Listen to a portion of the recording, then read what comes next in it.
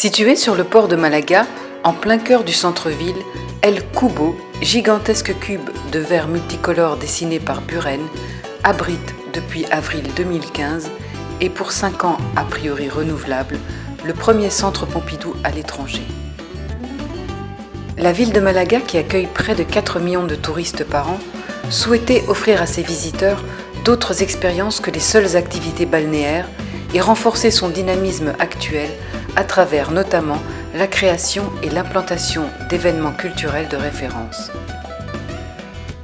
Avec l'inauguration du Centre Pompidou Malaga, la ville natale de Picasso s'impose comme la 3e ville culturelle d'Espagne, après Madrid et Barcelone. Le Centre Pompidou Malaga propose au public un parcours permanent de plusieurs dizaines d'œuvres d'art des XXe et XXIe siècles, sur près de 2000 mètres carrés, ainsi que 2 à 3 expositions temporaires par an.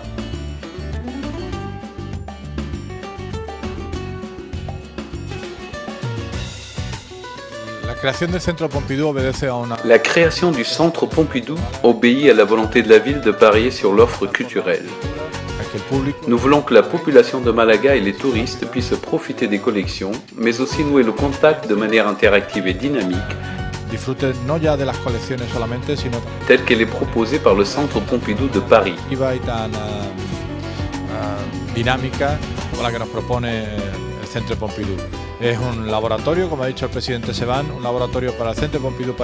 Notre musée est une sorte de laboratoire qui va permettre aux visiteurs d'entrer en contact avec une part importante de l'expression artistique du XXe et du XXIe siècle. Malaga est située au sud de la péninsule ibérique, dans un environnement naturel privilégié.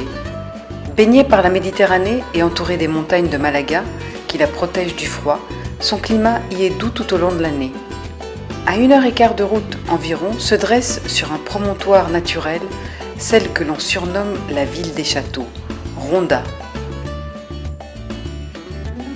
Construit au XVIIIe siècle pour relier la vieille ville et la ville moderne, le Pont Neuf, une colossale œuvre d'ingénierie devenue symbole de la ville, enjambe un précipice qui plonge par endroits jusqu'à plus de 100 mètres.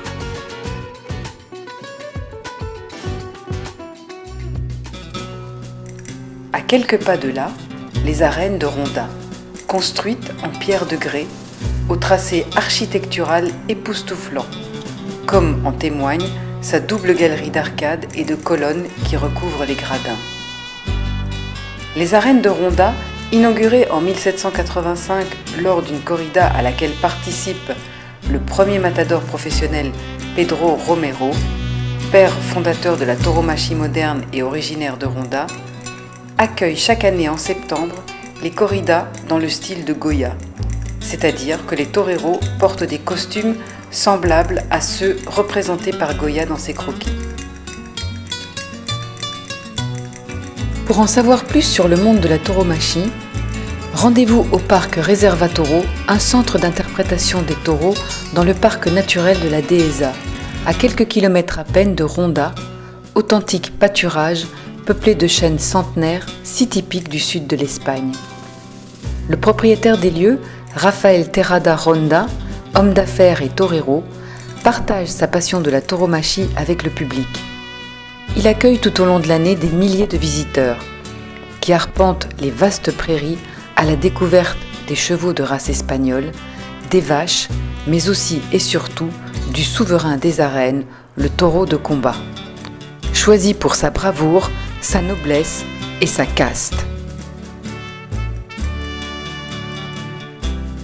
Le spectateur, quelles que soient ses opinions, découvre une autre histoire de la tauromachie qui ne se résume pas à la seule corrida. Ses origines, son évolution, son étonnante complexité aussi, comme son comportement dans la campagne, son habitat naturel, jusqu'au duel final dans l'arène quand il affronte le matador au péril de sa vie.